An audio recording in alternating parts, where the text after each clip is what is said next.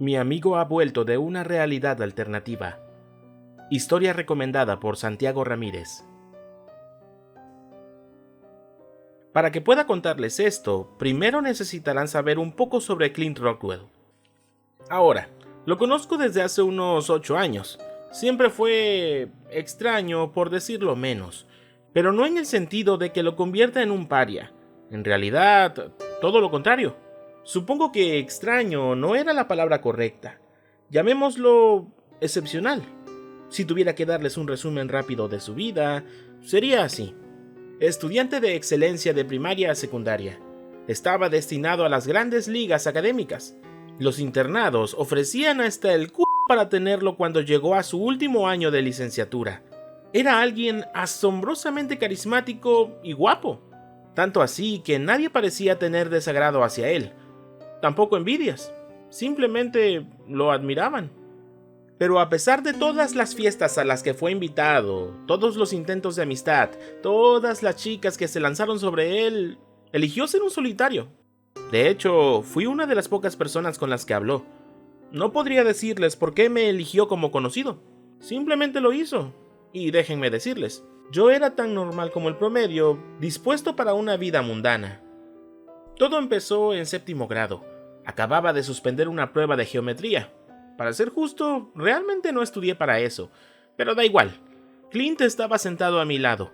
Lo vi echar una mirada de desinterés a su papel antes de dejarlo. Obtuvo 100, por supuesto. Supongo que me vio mirando porque echó un vistazo a mi prueba y se rió entre dientes. Fue un poco vergonzoso, por supuesto, pero en lugar de insultarme, me preguntó si quería ir a estudiar después de la escuela y quizá jugar algunos videojuegos. Estuve de acuerdo. Fue entonces cuando comencé a vislumbrar sus ideales. Verán, él nunca estuvo satisfecho con nada. Recuerdo nuestras conversaciones sobre lo que queríamos hacer en el futuro. Yo tenía todas las respuestas genéricas.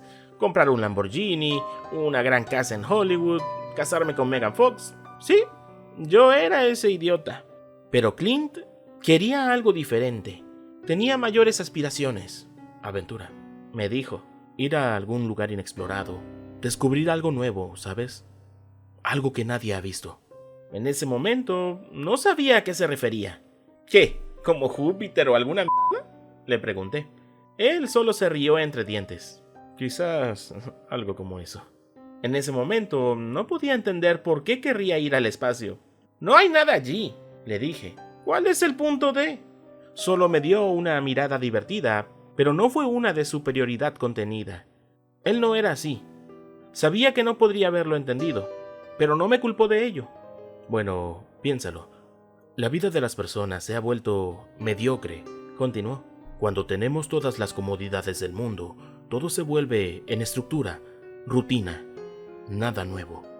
Nuestro destino queda decidido cuando salgamos de la universidad. ¿Quién diablos quiere quedar atrapado en una carrera de ratas y simplemente perseguir la monotonía del día a día? Ese es el peor resultado posible. Mira, por eso vemos películas y leemos libros. Evasión. Buscando historias que sean infinitamente más satisfactorias de las que vivimos. Quiero decir, ¿qué es lo que realmente tenemos que esperar? Hablaba mucho así, pero no sonó suicida. Era otra cosa. Este tipo estaba más allá de lo cuerdo. Pude verlo. Pero, para ser honesto, no podría decirles lo que hizo en las largas horas que pasaba solo en su habitación. Nunca habló de eso. Cuando él se fue al Caltech y yo a la estatal de Penn, comenzamos a distanciarnos. De hecho, después del primer año de su maestría, dejó de hablarme por completo. En realidad, con nadie volvió a hablar.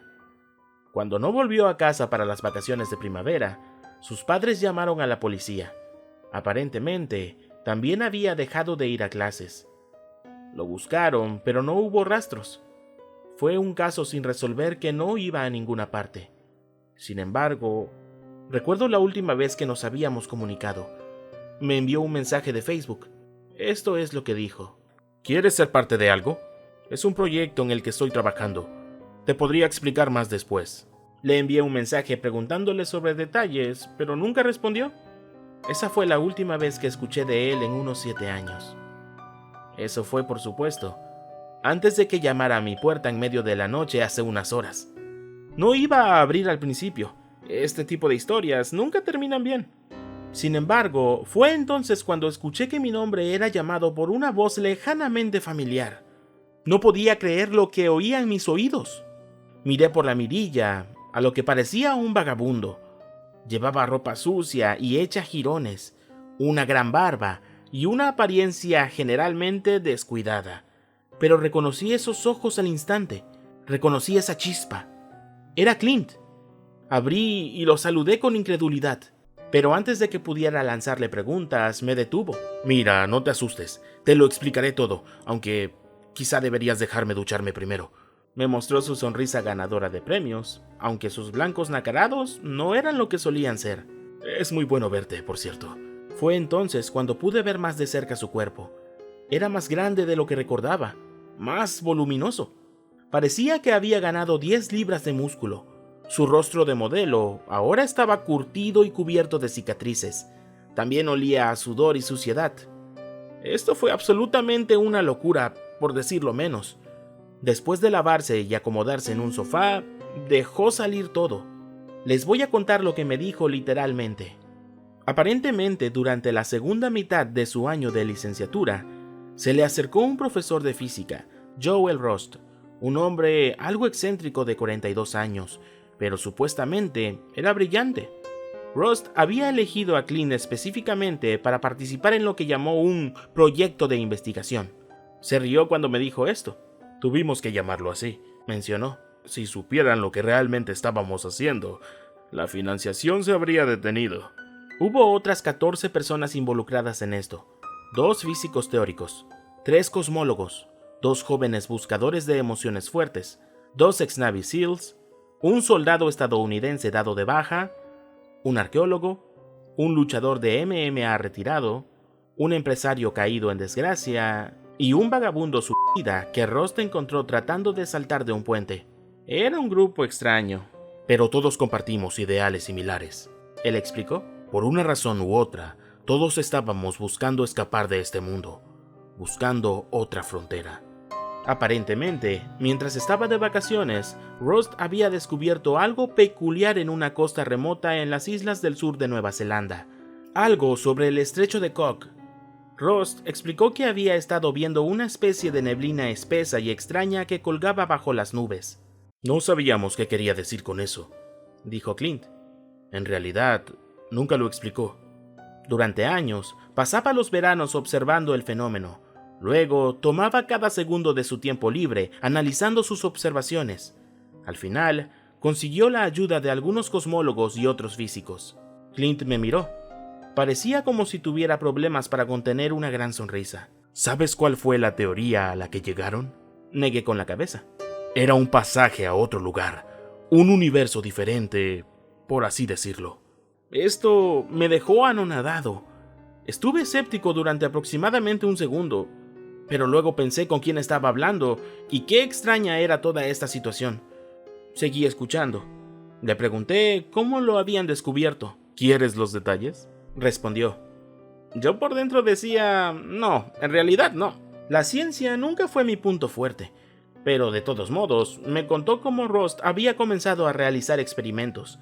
Volaría un dron en la niebla cada vez que se avecinaba una tormenta. Solo bajo esta situación, el fenómeno era visible. Él estimó que después de que el dron desapareciera en la niebla, habría una ventana de aproximadamente 3 minutos donde podría controlarlo. Después de eso, desaparecía para siempre.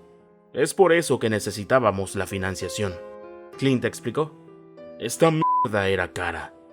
Se suponía que la culminación de todos estos experimentos y toda esta investigación sería un viaje a la niebla, solo para ver qué encontraban. Fue entonces cuando Rost comenzó a armar el equipo. Le tomó un tiempo, pero finalmente reunió a las personas que consideró aptas para algo como esto junto con los otros investigadores involucrados. Dijo que me eligió por un ensayo que escribí para la clase. El tema era sobre lo que el universo significaba para nosotros como individuos, afirmó Clint. Supongo que le dijo algo, aunque estoy seguro de que también tenía otras razones. Sonrió para sí mismo. Ahora, mientras que los exmilitares y los amantes de las emociones fuertes estaban en buena forma, Rost y los investigadores no. Nadie sabía qué esperar de verdad. Por eso tuvimos que entrenar. Cardio, fuerza, agilidad, trabajo manual. Nadie quería quedarse atrás. Clint enlistó. Después de unos 3 años, se consideraron listos para partir. El gran día finalmente llegó. En un cálido día de primavera en California y uno particularmente agitado en las islas del sur, Rust, Clint y el resto del equipo se subieron a un avión privado propiedad del empresario. Trajeron con ellos raciones, armas, botiquines de primeros auxilios y equipo de investigación para meses. También paracaídas, por si acaso. Todo lo que se les ocurra. Curiosamente, el vagabundo era la única persona que sabía pilotar. Recuerdo haber pensado que esto era una tontería. «Espera», le indiqué. «¿Así que ustedes tranquilamente aceptaron hacer eso? ¿Nadie tenía miedo de lo que pudiera pasar?» Él solo se rió entre dientes. Entre nosotros había un montón de investigadores locos, soldados desechados para el combate, buscadores de emociones, un tipo suicida, y no voy a hablar de mí mismo. ¿Crees que nos importaba una mierda? No, supongo que no nos importaba. Resulta que descubrieron de qué estaba hablando Rust cuando se acercaron a la cosa. Aparentemente, la niebla era gris oscura, casi negra. Quizá estaba a 100 metros por debajo de las nubes y era enorme. Lo más extraño fue que no se movía en absoluto, y se podía decir claramente dónde comenzaba y dónde terminaba. Todos se prepararon al entrar. De repente se sumergieron en la oscuridad. Clint dijo que podía ver la silueta de la anticipación en los rostros de todos desde las tenues luces de la cabina. Después de 3 minutos, el avión comienza a funcionar mal. Aquí empieza la parte jodida. Rust nunca le contó a nadie sobre los experimentos con drones hasta después.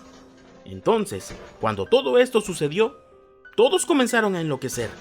Nadie lo esperaba, pero poco después, una ola de luz llenó el avión. Lo que vieron por las ventanas fue incomprensible. Un paisaje oscuro y premonitorio. Una fuerte lluvia golpeaba las ventanas mientras una cacofonía de violentos relámpagos chocaban a su alrededor. Para empeorar las cosas, el avión se dirigía hacia un océano negro por debajo. A medida que se acercaban, podían decir que definitivamente había movimientos en el agua, grandes movimientos, que no eran solo olas. Afortunadamente para ellos, el avión también estaba en trayectoria hacia una masa terrestre más adelante. Nadie hizo preguntas. Simplemente llenaron sus bolsas con armas, raciones y agua antes de atarse apresuradamente sus paracaídas. Fue en este punto donde se dieron cuenta de que el entrenamiento militar había sido útil. En ese momento, cada uno estaba por su cuenta. Una vez que el avión estuvo casi sobre la isla, todos empezaron a saltar. Una buena parte del equipo no tuvo tanta suerte. Aparte de Rust, solo uno de los investigadores sobrevivió. 2 de ellos no pudieron abrir sus paracaídas a tiempo. Uno aterrizó en el agua, donde fue rápidamente consumido por algo, y otro fue alcanzado por un rayo en el camino. El empresario y uno de los ex-SEALs tampoco lo lograron.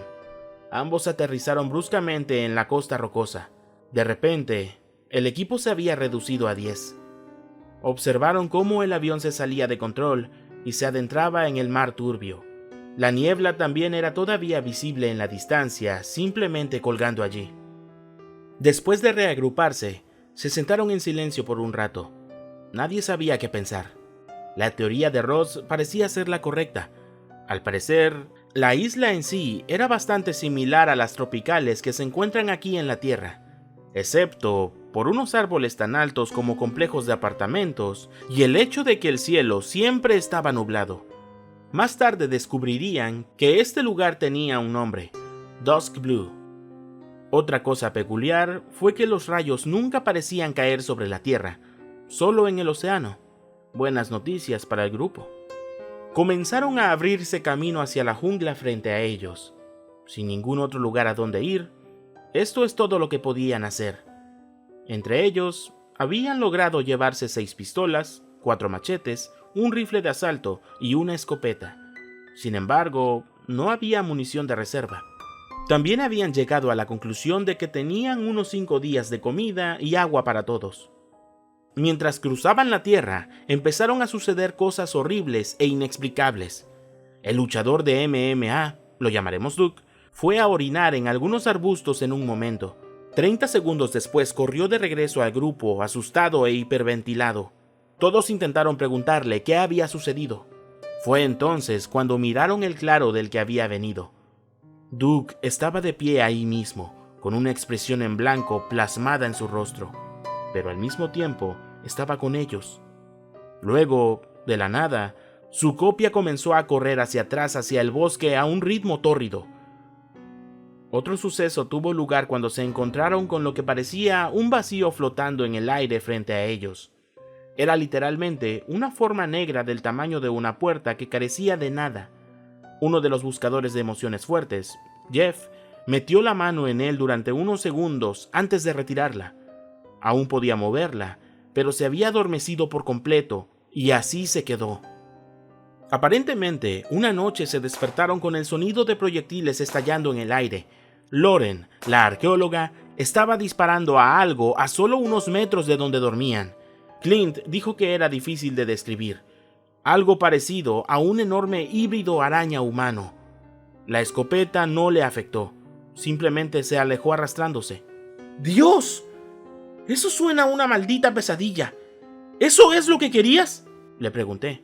Tenía mucha curiosidad. Sí, eso es exactamente lo que necesitaba. Sus palabras sonaban genuinas. Supongo que no importaba que no pudiera entenderlo. Él se entendía a sí mismo. Continuó. Pasan 3 días y todavía están en la selva. No sabían hacia dónde se dirigían, pero nadie quería admitirlo. Rost y el cosmólogo registraban continuamente sus observaciones mientras todos los demás se ponían inquietos. Se estaban quedando sin comida. El otro buscador de emociones, Clint olvidó su nombre, estaba empezando a delirar. Habían visto una pequeña criatura que se parecía vagamente a un pollo, y él había intentado atacarla con un machete. Desafortunadamente, su garganta fue recortada instantáneamente al hacer contacto con él. Nadie se acercó a ningún animal salvaje después de esto. Parecía que la caza de comida estaba ahora fuera de discusión. La urgencia se estaba imponiendo. Por la noche, comenzaban a escuchar horribles sonidos irreconocibles a su alrededor. Una vez, se despertaron para ver una criatura humanoide pálida sin rasgos faciales sentada con las piernas cruzadas a solo unos metros de distancia. De repente, la piel de su cabeza se despegó para revelar un singular ojo de tamaño monstruoso. Solo necesitó parpadear una vez más antes de que todos salieran de allí. También se habían topado con un extraño agujero en el suelo en un punto. Era del tamaño de una pelota de baloncesto. El otro exil, cuyo nombre también se olvidó, se acercó a él para echar un vistazo. Con cautela, miró dentro de él. Pasa alrededor de 1 minuto y todavía no se ha movido. La gente empezó a gritarle para que espabilara, pero él lo había ignorado todo. Intentaron apartarlo, pero no se movió. Se quedó agachado, con los ojos clavados en el agujero. Después de unos 10 minutos lo dejaron. Las cosas estaban llegando a un punto de inflexión una vez que llegó el 5.º día. Estaban hambrientos, privados de sueño y paranoicos. Con solo 4 raciones de alimento restantes para los 8 de ellos, necesitaban conservar energía. Sin embargo, cada vez que se detenían a descansar, escuchaban pasos detrás de ellos. Buscaron la fuente, pero no había nada visible para encontrar. Los pasos se harían cada vez más fuertes. Finalmente los habían alcanzado. Clint dijo que podían escuchar algo corriendo en círculos rápidos a su alrededor antes de que comenzara a sentirse mareado. Lo último que recordaba haber escuchado antes de desmayarse fue un aluvión de gritos que venían de algún lugar frente a ellos. Ninguna de esas voces era reconocible para él. Se despertó poco después acostado en un colchón rígido en una pequeña cabaña de madera. Le palpitaba la cabeza y tenía la cara cubierta de sangre seca cuando la tocó. Miró alrededor de la habitación y casi salta de su piel cuando vio a alguien afilando algún tipo de arma en la esquina, pero parecía ser humano, similar a un hombre mediterráneo. Al ver a Clint despertar, se levantó y se presentó como Slade. También hablaba nuestro idioma, aunque con un acento extraño que Clint dijo que nunca había escuchado. Ahora, Clint no era un tipo pequeño, medía más de 1,85, pero Slade todavía se elevaba por encima de él. Explicó que él era esencialmente un guardia que protegía una civilización amurallada de nombre Ferro Locust, donde Clint se encontraba actualmente. Describió cómo él y el resto del equipo habían entrado en contacto con lo que los lugareños llaman stalkers. Eventualmente, se las habían arreglado para defenderse, llevando a Clint y al resto a un lugar seguro. Estaban felices por dejarlos quedarse, siempre y cuando hicieran una buena parte del trabajo. Explicó además sobre las islas en las que estaban. Resulta que Dusk Blue era en realidad uno de los pocos lugares en ese mundo que tenían una apariencia de orden y sociedad. Si bien la mayor parte todavía era extremadamente hostil, se establecieron asentamientos protegidos por todas partes, donde la gente podía vivir en relativa paz.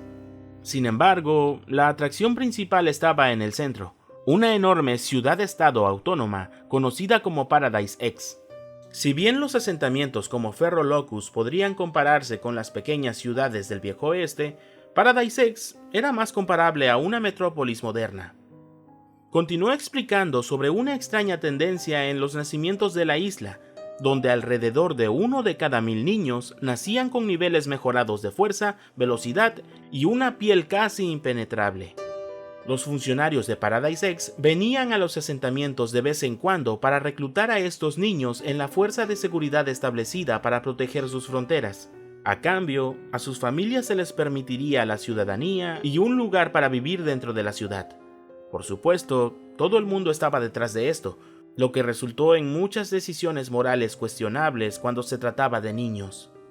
Clint luego preguntó sobre todas las cosas que habían sucedido antes de que fueran rescatados. Toda la mierda extraña. Al parecer, Slade solo suspiró y le dijo que no se preocupara por eso. Él tampoco tenía las respuestas. Eso siempre ha estado ahí, y era mejor no pensar en ello. Le dijo que simplemente se quedara dentro del asentamiento y no causara problemas. El castigo por conducta desordenada era el exilio. Todavía estaba tratando de entender todo esto cuando Clint comenzó a bostezar. Me dijo que estaba cansado y que podíamos hablar por la mañana. Traté de que se quedara despierto y me dijera más, pero sus ojos ya estaban medio cerrados. He pasado por una mierda, hombre. Déjame descansar un poco. No te preocupes. Tengo más que contarte. Pasé 7 años ahí, por el amor de Dios, dijo adormilado. Está bien. Puedes tomar la habitación de invitados, le dije. Después de darle unos espaguetis sobrantes, los llevé ahí. Sin embargo, tuve que preguntarle una cosa más antes de que cayera como tronco. ¿Qué hay de tus padres? ¿Cómo diablos vas a explicarles esto? Hizo una pausa por un segundo antes de hablar. No podría si lo intentara. Ellos ya no están, viejo. Para ser honesto, la falta de emoción en su voz me molestó un poco. Oh, mierda. Lo siento. Fue todo lo que pude decir. Dejó escapar una risa forzada y dijo, ¿por qué lo sientes? Tú no hiciste nada. Antes de desaparecer en el dormitorio. Fue entonces cuando realmente pensé en lo que acababa de suceder. Si Clint me ha estado diciendo la verdad, entonces es horrible pensar en eso. Supongo que les daré otra actualización cuando se despierte.